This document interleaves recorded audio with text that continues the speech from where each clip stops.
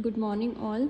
I am Preeti, teaching science in Akshara International School, Pehowa 678. So, today we are going to start our chapter 8, Force and Pressure, for class 8.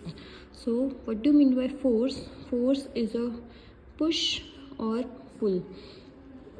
Force is nothing that is only a push and pull. What do you mean by push? किसी चीज़ को धक्का देना, किसी चीज़ को अपने से दूर करना, that is known as push. And what do you mean by pull? किसी चीज़ को अपने पास लेकर आना, that is known as pull. For example, here one example is written to open a drawer. जब भी हम कोई ड्रॉर को ओपन करते हैं हम उसमें क्या कर रहे हैं, पुल. जब हम उसी ड्रॉर को क्लोज कर रहे हैं तो हम उसमें क्या कर रहे हैं, push. In both the condition हमें क्या लगानी पड़ती है, force. Second example is given to kick a ball. When you kick a ball, जब आप किक कर रहे हो बॉल को तो आप पुश कर रहे हो, तो उसमें भी क्या अप्लाई हो रही है, आपकी force.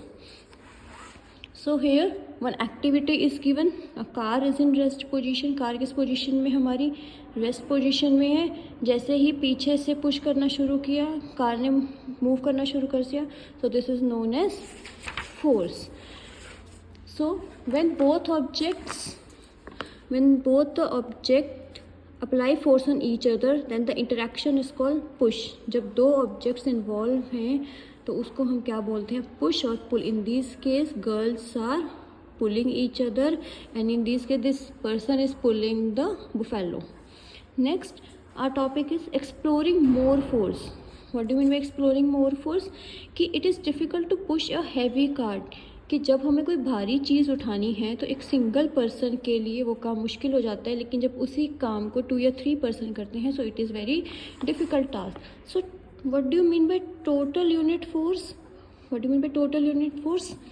Sum of all the forces. हम किसी भी काम को करने के लिए कितने पर्सन इन्वॉल्व हो रहे हैं, जब उनकी फोर्स को हम टोटल करेंगे तो हमारे पास क्या आएगा, आपका total unit. For example 2 persons are involve, each person has given 3 unit plus 3 unit, how it is 6 unit. So 6 unit is equal to total force. Next, if we apply force in opposite direction, अगर हम force को apply करेंगे opposite direction में तो यहाँ पर force क्या होगी, आपकी difference. This is in the case of you are applying force in same direction. This is in the case of same direction, this in the case of opposite direction. So one person is using 4 unit force, other is 4 unit force in opposite direction, then the total force is 0 unit.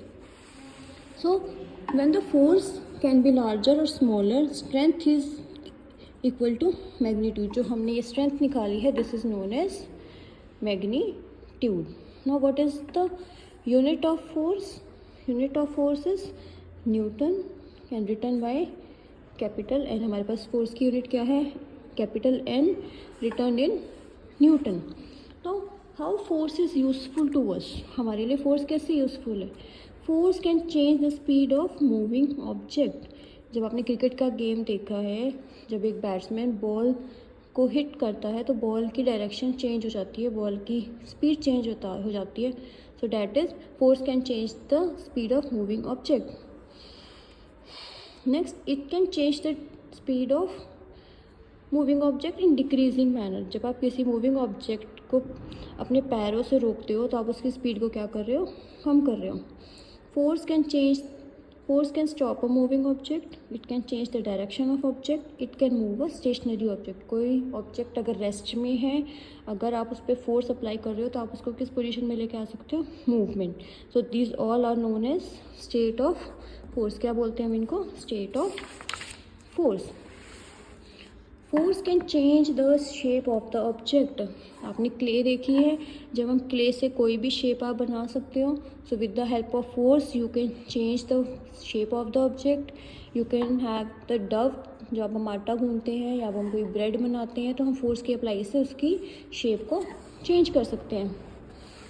So we are having types of force.